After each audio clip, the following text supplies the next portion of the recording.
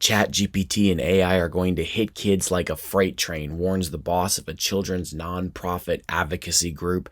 This is a really crazy article. Some warnings coming up here as people start to begin to realize the effects that Chat GPT and other AI, generative AI tools are going to have on our society, specifically on our young children.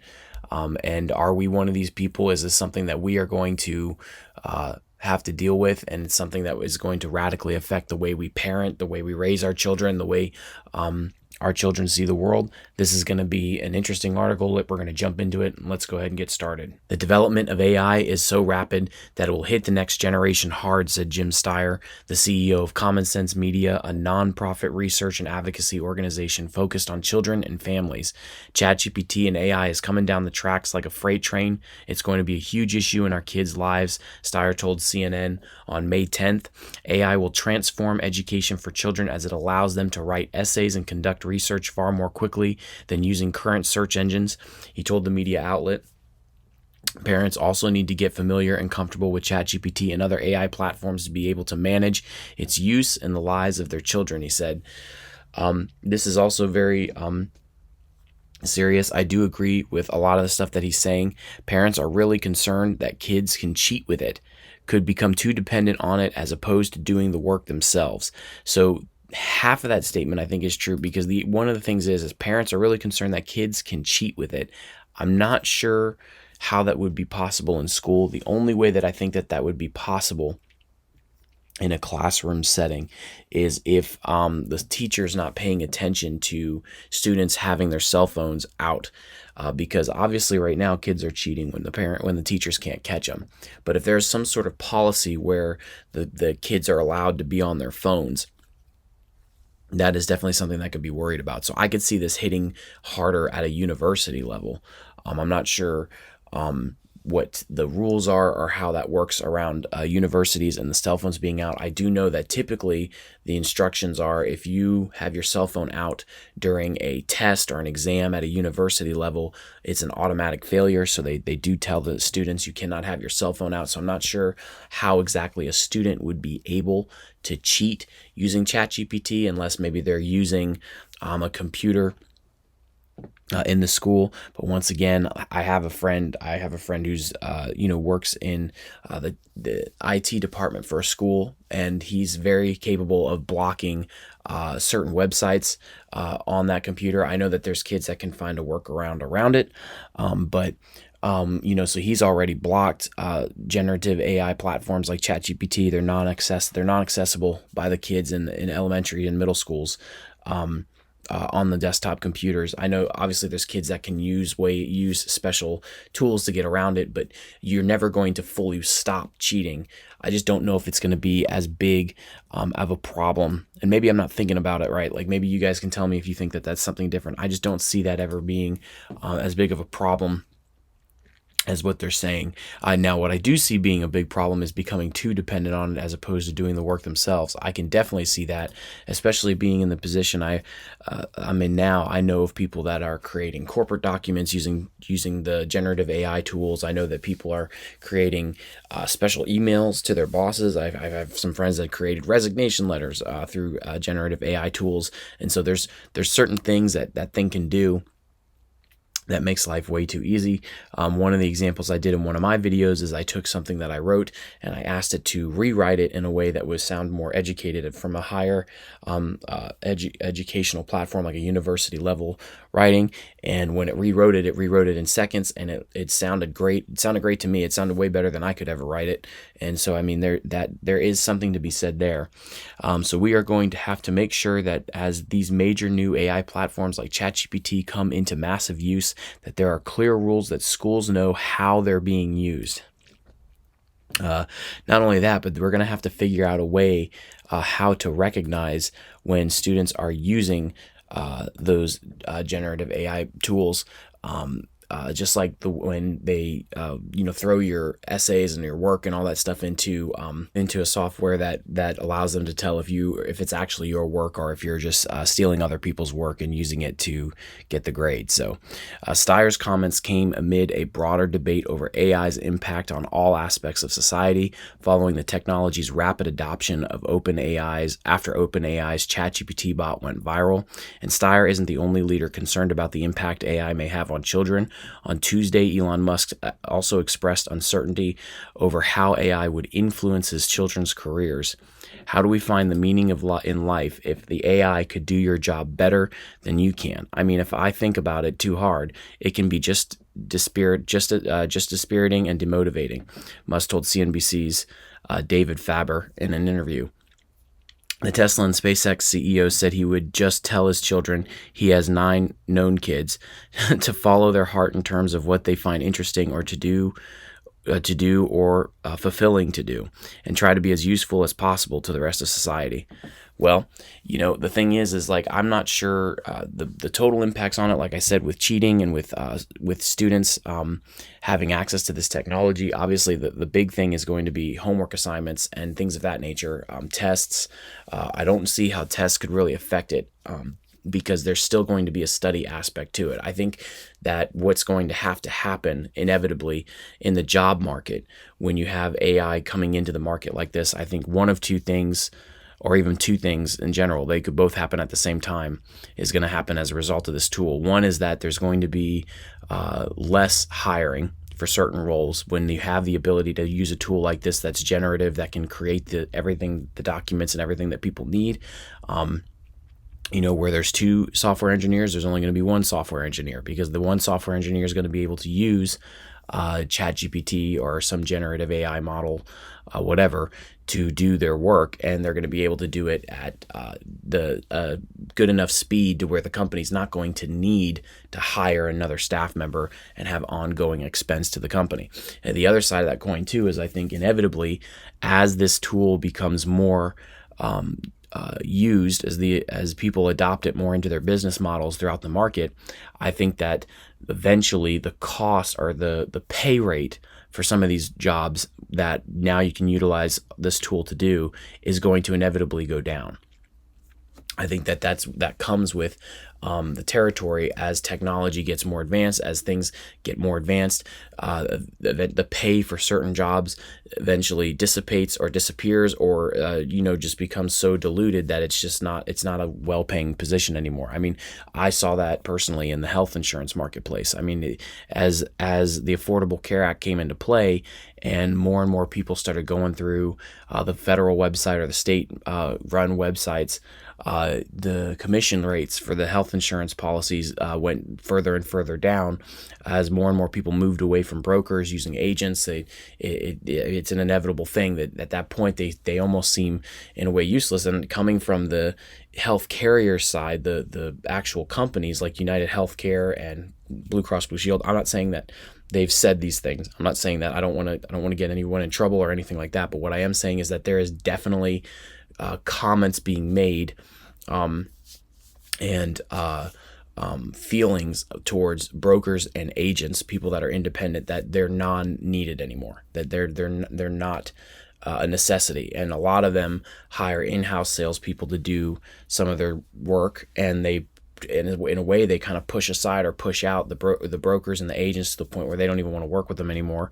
And they do it in multiple ways, because then the commission rates go down and you lose brokers and agents because their roles are not viewed as important anymore. That most people don't need a representative to represent them to the insurance company as an agent or a broker and represent their client. They just don't need those kinds of advocacy anymore. So in the same way, I think you're going to see that with these generative AI models taking place in the corporate world. There's going to be less and less need for certain departments. And I mean that's not across the board, but there definitely are certain organizations. I know of many organizations even that don't even have financial departments anymore. They don't even have HR departments anymore because you have all of these softwares now that you can utilize. You have QuickBooks Online, you have Bill.com, you have Expensify and Divvy. You have all these different tools now at your disposal as a business owner, to where entire departments have been carved out, and now it's only one person running it because they have software, and that one person, that job isn't considered a necessity anymore, and to the point where it's like that person's no longer making a higher level income. It's not an executive level position. It's not even a director's level position. It's just simply almost like an admin level position. And so inevitably what happens with that is that pay rate goes down. And so I think that's what you're going to see across the board with these generative AI models now. Things like creative writing and all that stuff. I mean, what we've had happen with the implementation of the internet is people that create and write articles, people that do creative type work, have to work 10 times harder now to keep up with the flow. Like, they don't get paid as much anymore for creative writing, and they have to generate even more articles and more articles and more articles. They have to do the workload goes up in order to make the money. And I think that you're going to see that across the board with some of this stuff too.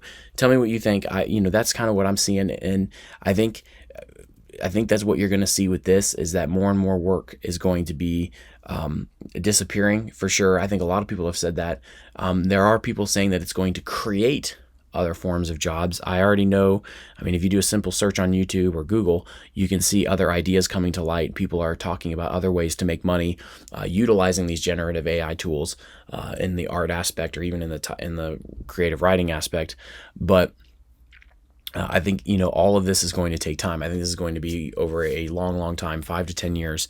So with that being said, on the business level, with the school level, I think that the impact this is going to have is just how impactful are certain types of assignments going to be to your grade point average. I think eventually, which, to be honest with you, I'm surprised this already hasn't happened.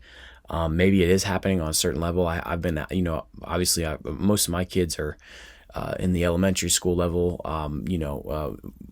I've got a middle schooler, and so I don't know where exactly, if this is happening. If you have kids in the different grade levels, let me know if you're seeing this. But what I believe will have to happen in order for schools to keep up with this, because there's no other way to keep up with this, is that eventually assignments that you're given that involve creative writing, essays, research, book reports, things like that, are going to have to be they're not going to affect your grade as much. Like, it's not going to be as much of an impact on your grade, because there's no way to tell if the assignment that you're turning in, the paperwork that you're turning in, is genuine and that you wrote it. Even for a book report, I'm pretty sure you can go into this generative AI and you tell it, write me a book report for, To Kill a Mockingbird. Write me a full book report telling me, talking about the points in it and all this. And I mean, the thing could generate it for you in 10 seconds. So I think what you're going to see in the same way in the business market is the same thing in these schools, which is that the way the schools are going to have to keep up with this is that they're going to have to build their models around their grading, around ways where they can be confident that they're grading you for your actual work and not grading you for you going home and typing a sentence into a generative AI model and getting the assignment. So I think your essays and all that stuff, anything that requires a student to go home and do the work at home and do the research at home is going to become less and less and less important to the grade and to the grade point average. And I think that's the only way it's going to be able to happen, especially if they're taking math assignments home, all that kind of stuff.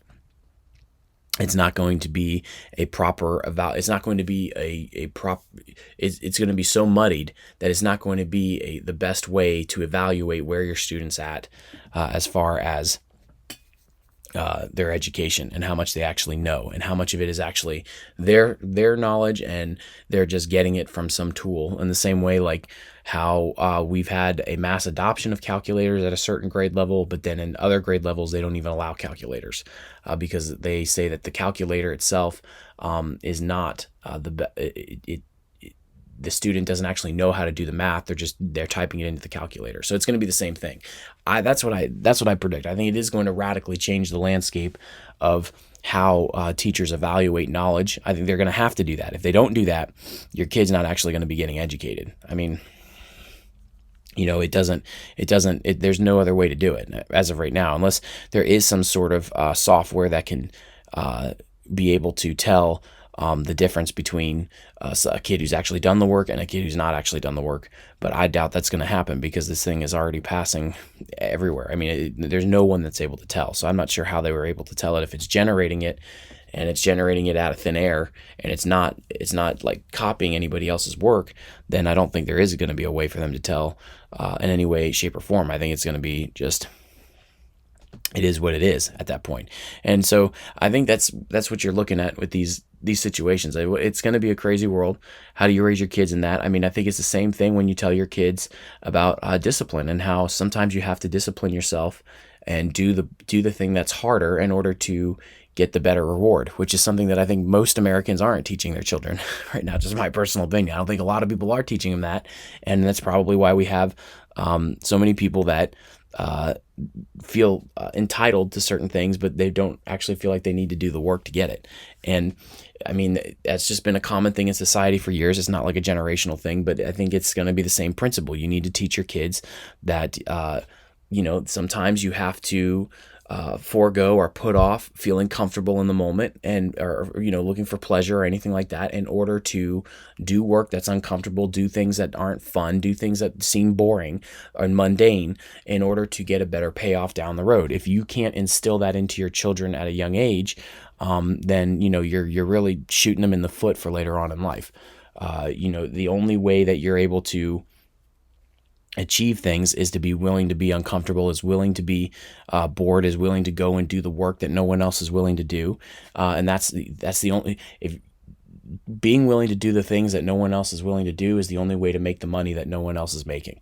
And so and it's not even about making money, but being successful and being able to have freedom and all that kind of stuff. I mean, it's the same principle. It's a principle of the universe. Principle in farming. It's you have to do the hard work in order to get the rewards, to get the fruit of it.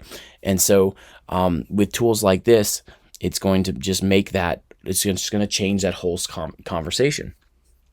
Because at that point, in order to experience hard work at this level means that your workload has to be increased.